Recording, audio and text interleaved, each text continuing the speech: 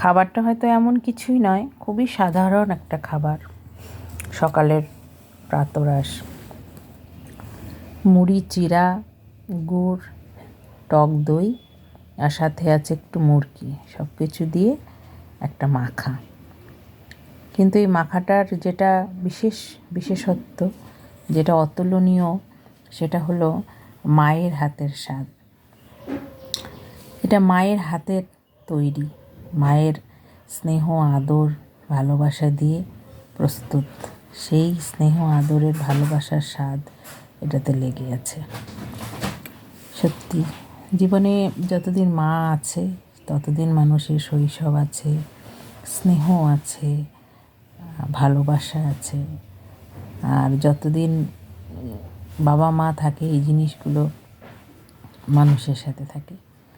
কিন্তু যেদিন বাবা মা ছায়া মানুষের মাথা থেকে উঠে যায়, সেদিন মানুষ এই পৃথিবীতে প্রকৃতই একা হয়ে পড়ে। বাবা মা যখন থাকে আমরা কিন্তু মূল্য বুঝি না, কেউই বুঝি না। আমরা যতই জ্ঞানী গুণী মানুষ হই না কেন, তাদের সাথে রাগ করি, ঝগড়া করি, অবহেলাও হয়তো অনেক সময় করি।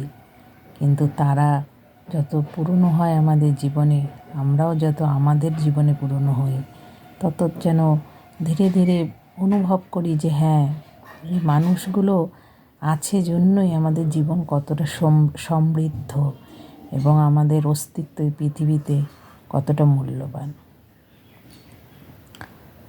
বাবা মায়ের সেবা আমরা করতে পারি না, এটা ঠিক। আমার মা একজন 74 বছরের বৃদ্ধাই বলা চলে। তার সেবা আমরা কি করব? সেই দিনরাত আমাদের সেবা করে চলেছে। নিজের কাছে সংকুচিত হই, লজ্জিত হই, কিন্তু তবুও সেবাটুকু কিন্তু নেই নির্লজ্জের মতো। একেই বোধহয় সন্তান আর মায়ের বন্ধন বলে, সন্তানের সাথে মায়ের বন্ধন।